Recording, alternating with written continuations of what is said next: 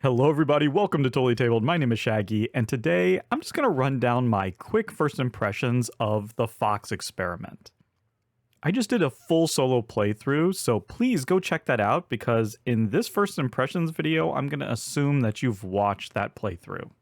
I really mean it when I say first impressions because I've only played this game 4 times, each time solo. So keep that in mind as you listen to my thoughts. Now, I'm always excited when a new game from Elizabeth Hargrave comes out because her love of nature and science really comes through in her designs, and I really appreciate that.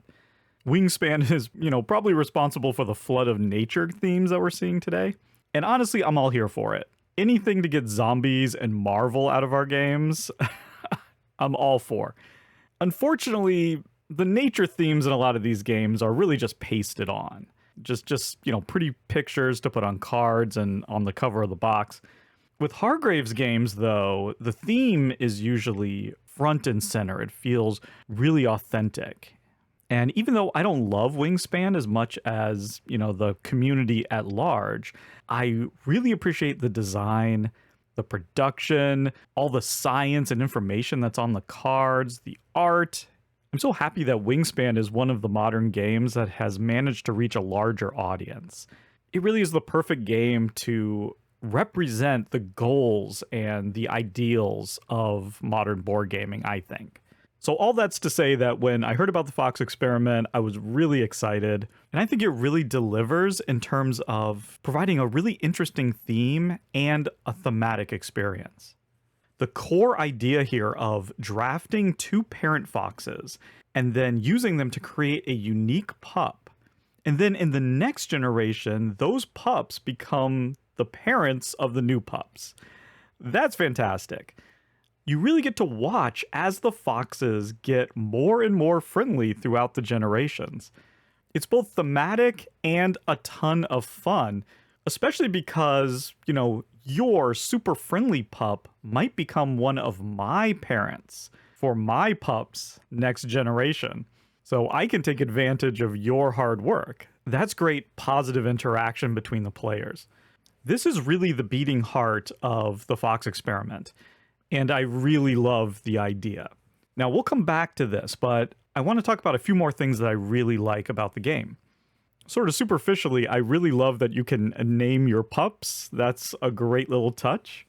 But I really love how the open drafting is handled. The idea of having these 3 completely separate groups of things that you can draft. And you have to draft one of each round. That's a great mechanism because it means that if you or the AI or somebody takes, the best male parent, that's okay because I can just take the best female parent, or I can take the first place in turn order so that I can get the best parent next round. That's a really effective way of doing open drafting. I really like it. And it's also nice that when you're playing the solo mode, the AI is going to take 2 of each of those 3 things. So that means that you always have to worry about them stealing something that you might want. That's good. It keeps the tension high. It keeps that turn angst high, and it works really well. The other thing I really enjoy is upgrades, right? Anytime you can have upgrades in games where you can get better at something and maybe differentiate yourself from other players, that's always great. I love the upgrade system here. It's simple. There's not that many different options, but they're all good. And I just kind of wish that there were more of them. And honestly, that's a great segue into what is really my main issue with the Fox experiment. It's just too streamlined given the structure and the bookkeeping involved in the game. In terms of decision making, this is a game that could easily be someone's first modern game, right? It's a welcoming family weight game for, people with very little experience, at least in terms of gameplay. Unfortunately, administratively, it's heavier than that. This game has multiple phases with sub-phases in each one. That's not the structure for a gateway game. And we can just use Ticket to Ride for an example. What do you do in Ticket to Ride? On your turn, you're pretty much either going to be drawing cards or playing cards and putting out trains. And then occasionally you'll pick up some tickets. But every turn, that's all you do. You take one of those actions, and then it's the next player's turn. It's your turn again, you take one of those actions. You can look at King Domino, or Carcassonne, or any gateway game that you want. The newest one, Cascadia. Fantastic new gateway game. What do you do on your turn? You draft 2 things, place them in your tableau. Next person's turn. Keep doing that until the game's over. You cannot hand the Fox experiment to a non-gaming family and expect them to navigate these phases. Now, this kind of structure would be fine if this was a heavier game, but it's extremely light. You're drafting 3 things, you're rolling dice with very little opportunities for manipulation. You're just gonna have a few sort of wilds to deal with where you get to pick what you want, but the decision space is pretty small. And then you're gonna pick a couple of upgrades, and there's only 4 different ones. That decision space is pretty small too. Ultimately, you have a small number of simple decisions which are surrounded by administrative activities that honestly take twice as long to go through it than it took to make the decisions in the first place. That ratio is off.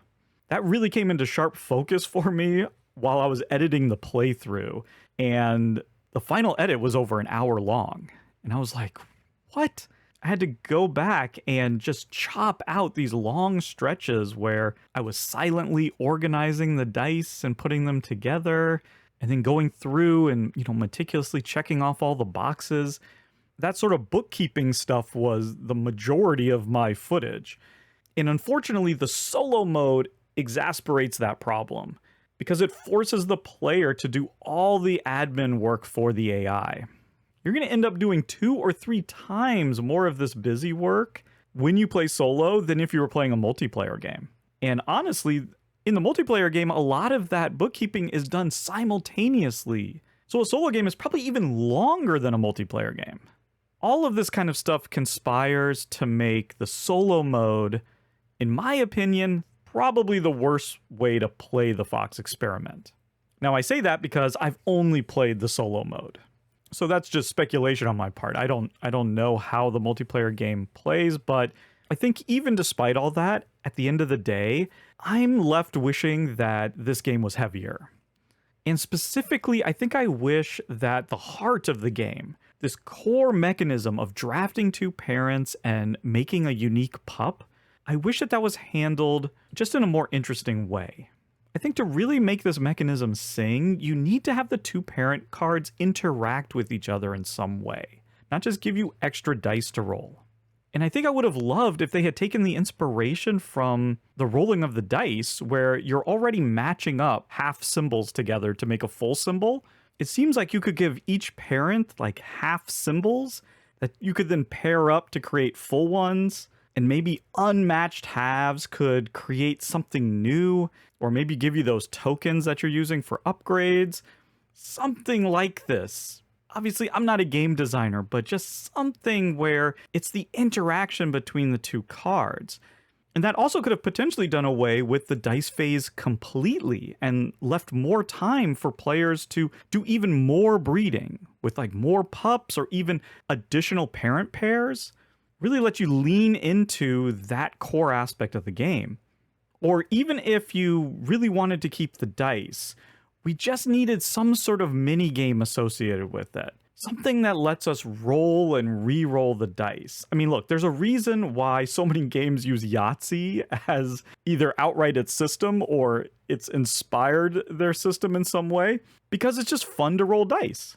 And it's fun to push your luck and maybe go for something big and powerful, or, decide, no, I'm just going to keep, what I have and not take a risk. That adds decision making. It adds tension. It creates highs and lows, stand-up moments. I really wanted more gameplay and more innovation with the breeding phase. To me, it feels like a little bit of a wasted opportunity. I don't want this to come off sounding too negative. I really do like the Fox experiment a lot. I think it's a ton of fun. It's a great theme. The theme really comes through. I should mention that in the playthrough video, I am using the Kickstarter edition. I will say, though, this is not a solo game for me.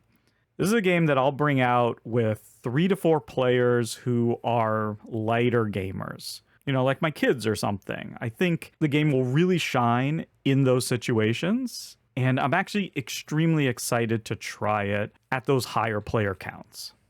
So there you go. That was just some random, rambling first impressions of the Fox experiment.